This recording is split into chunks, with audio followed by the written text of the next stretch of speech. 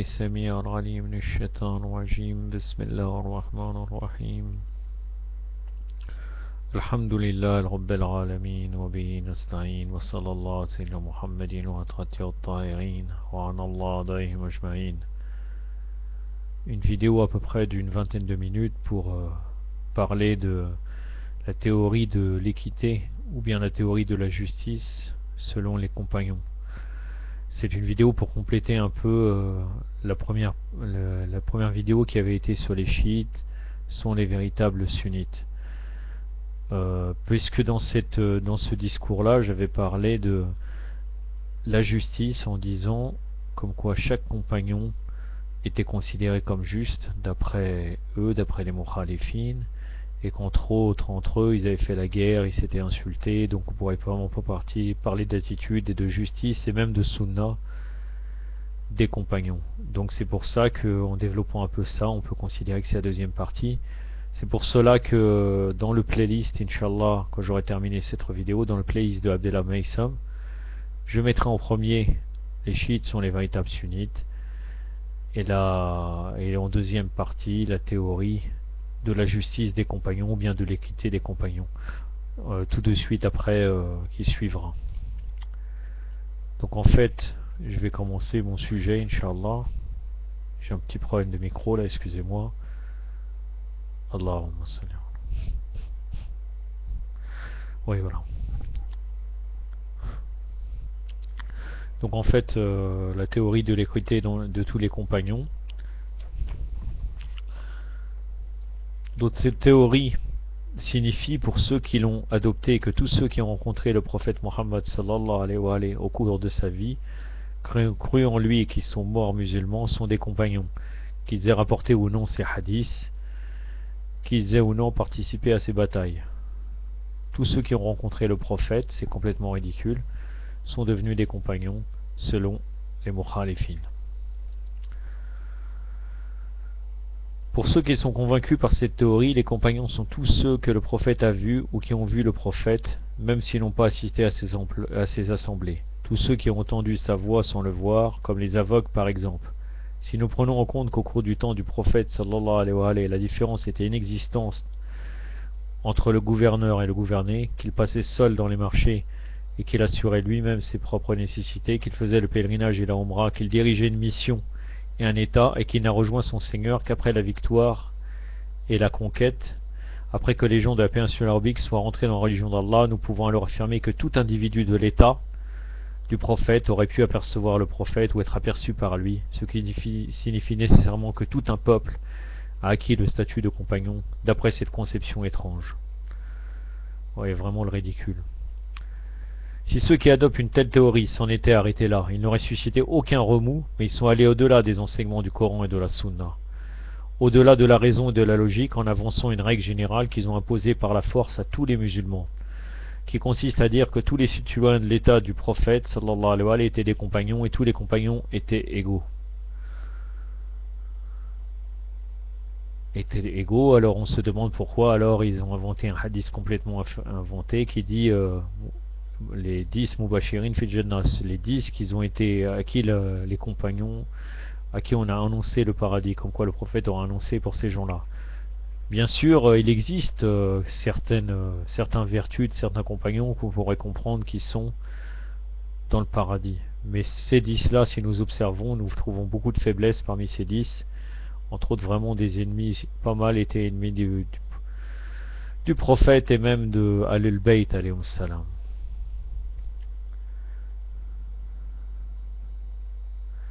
Ibn Abdul Bar affirme que tous les citoyens de l'état du prophète sont justes. Ibn Hasir, l'historien, dit que tous les compagnons sont justes et qui ne peuvent être critiqués. Abul Qasim el-Razi affirme que le Tout-Puissant a éloigné des compagnons le doute, le mensonge, l'erreur, non mentionant justice de la communauté. Donc ça veut dire pour le Razi, ils sont infaillibles, pratiquement. Puisqu'on a éloigné des compagnons le doute, le mensonge, l'erreur. Il a appelé cela la justice de la communauté.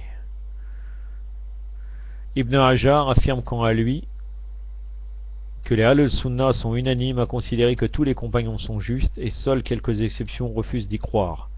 Mais les adeptes d'une telle théorie vont encore plus loin, considérant que tout compagnon, selon la définition, est une autorité religieuse en soi. Ça veut dire qu'il érige une sunna ou bien une pratique religieuse. Et incite les musulmans à s'inspirer d'eux pour le jugement de la religion, ajoutant que s'ils ne trouvaient pas de texte dans le Coran ou la sunna à propos d'une question, ils appliquaient l'avis des compagnons. Dans Ilam al-Muwaqqirin d'Ibn al-Qayyim, c'est un élève d'Ibn Taymiyyah, l'arnatullah alayh, il est rapporté que les fondements des jugements sont 5 pour l'imam Ahmed, l'imam Ahmed ibn Hanbal, parmi lesquels se trouve le texte et le jugement d'un compagnon. Les adeptes des écoles hanafites et hanbalites vont jusqu'à spécifier le texte général du Coran par l'acte d'un compagnon, c'est-à-dire ils expliquent le verset coranique par un acte d'un compagnon, car son acte sera un témoignage de la spécification. Abu Hanifa dit, si on ne trouve pas dans le livre d'Allah ni dans la sunna de son messager, je prends en considération la parole d'un compagnon, et si leurs jugements se contredisent à propos du jugement sur une chose, je prends en compte qui je veux et laisse de côté qui je veux, mais je ne les abandonne pas pour prendre en compte les tabérines. C'est-à-dire en gros, si le livre d'Allah, la sunna et une pratique d'un compagnon se contredit, il prend ce qu'il veut. Il dit clairement ça, cet égaré d'Abu Hanifa. Et entre autres, mais il ne prendra jamais l'avis d'un tabérine. Tabérine, c'est les suivants des compagnons. Alors qu'à la mort du prophète, la sunna ne comprenait que les paroles et les actes du prophète. Donc je vois pas de quoi c'est après qu'ils ont commencé à inventer la sunna des compagnons. Ce n'est que plus tard que le concept de sunna s'est élargi pour prendre en compte l'opinion et les jugements du compagnon. Les adeptes d'une telle conception ont alors jugé que les compagnons ne pouvaient pas être dans l'erreur, et que ce qui peut sembler être une erreur de sa part n'est qu'un effort de réflexion, ça veut dire un effort d'ijtihad. Le compagnon est selon eux récompensé même pour son erreur. Ibn Hazm, al-Andalousi, celui de l'école des Aérides, de ceux qui voyaient les choses uniquement extérieurement, l'Andalou, déclara que Muawiyah et ceux qui sont avec lui sont des mujtahid, qui commis des erreurs et ils sont récompensés, ajoutant que Ammar, qui fut tué par Abu al-Radiyah, fut la victime d'un mujtahid qui a commis une erreur mais qui soit récompensé. Pourquoi ils disent pas aussi que celui qui a tué Omar, et c'était un compagnon, il sera récompensé, il a fait ijtihad. Là par contre, Muawiyah qui a combattu l'imam Ali, il fait ijtihad, c'est un compagnon. Celui qui tue Ammar, il est compagnon, mais celui qui tue Omar ou bien celui qui a tué Osman, ça, c'est pas un compagnon, c'est deux poids deux mesures quoi. Subhanallah. À chaque fois que ça concerne Amir al-Mu'minin alayhi salam et que ça va dans l'intérêt des ennemis d'Al-Mu'minin, c'est toujours c'est eux qui représentent la vérité. La victime et le bourreau sont récompensés de la même manière pour les adeptes d'une telle théorie. Que c'est étrange.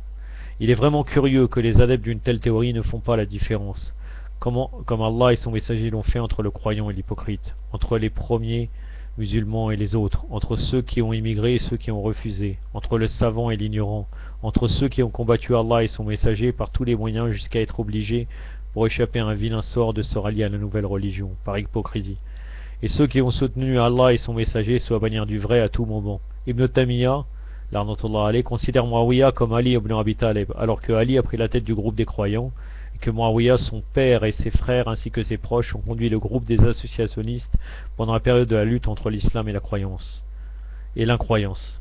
La cause en est que tous les deux sont les citoyens de l'État du prophète et qui sont des compagnons, et de plus ils sont égaux.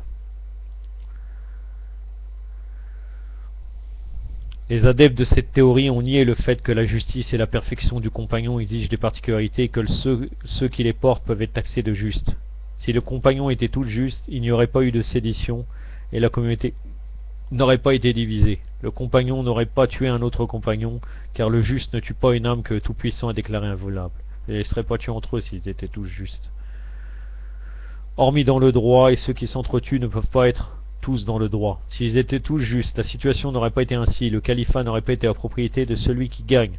Le fait d'affirmer l'égalité entre tous les compagnons n'est qu'une tentative de brouiller les cartes et d'empêcher les gens de comprendre.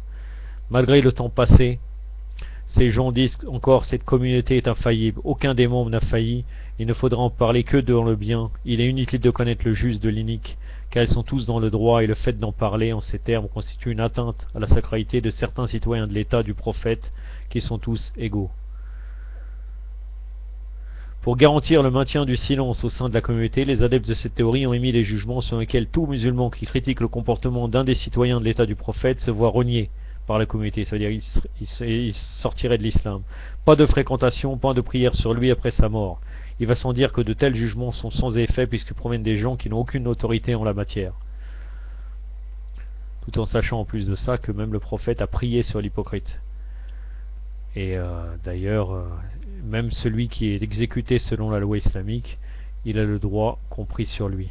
C'est vraiment étonnant. Ils font des jugements totalement en opposition avec le prophète sallallahu alayhi wa sallam. Et même d'ailleurs, même d'après leur hadith, ces attitudes-là ont existé. Quelqu'un qui est exécuté, effectivement, on a prié sur lui par la suite parce qu'il était mort musulman, malgré qu'il a été exécuté pour subir le châtiment d'Allah azza wa jalla dans cette vie. Bien que la théorie de l'égalité des compagnons contredise les enseignements du Saint-Coran et la Sunna prophétique ainsi que les principes et les nobles buts de l'islam, les exigences de la raison saine que le Tout-Puissant a instaurées comme un argument sur ses serviteurs et la réalité historique, les adeptes de cette théorie ont réussi à l'imposer sur tous les musulmans, grâce au soutien des États, de la terreur intellectuelle et des programmes d'enseignement en faisant croire qu'elle fait partie prenante des enseignements de l'islam. Les adeptes de cette théorie ont cru avoir réussi à bouleverser les données de l'islam en supprimant ou changeant ce qu'ils voulaient, mais le Saint-Coran que le Tout-Puissant s'est chargé de préserver les a dévoilés, puisque ces versets clairs affirment qu'un certain nombre des citoyens de l'État du prophète qui ont simulé leurs croyances, qui ont accompli le pèlerinage et ont participé aux batailles aux côtés du prophète, qui ont jeûné et prié, ne sont en réalité que des hypocrites et des menteurs. Le Saint-Coran a affirmé que ceux...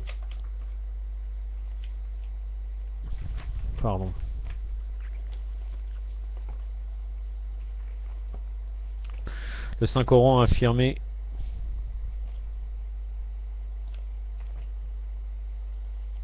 Allahumma salli ala Muhammadin wa ali Muhammad wa lajal fa'ajam wa l'an adahum.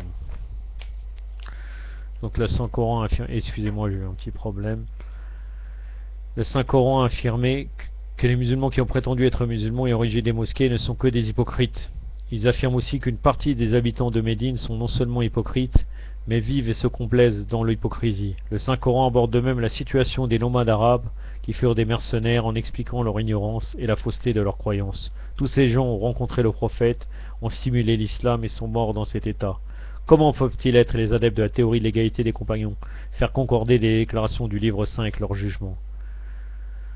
Abdullah ibn Abi Sarraj est celui qui a menti à propos du Coran, c'est lui dont le prophète a autorisé le meurtre même s'il se cachait dans les voiles de la Kaaba. Et le Walid ibn Aqaba est celui qui a renié le livre saint et pourtant les adeptes de cette théorie les jugent comme étant des compagnons justes. Allahu Akbar. Grâce à cette théorie, ils ont pu parvenir aux autres sphères de l'état du califat. Ce sont des exemples qui prouvent de façon certaine la contradiction entre la théorie de l'égalité de tous les compagnons et le Saint-Coran. Encore une fois, une déviation totale. Wa sallallahu alayhi wa sallam Muhammadin wa atrati wa ta'irin wa assalamu alaykum wa rahmatullah.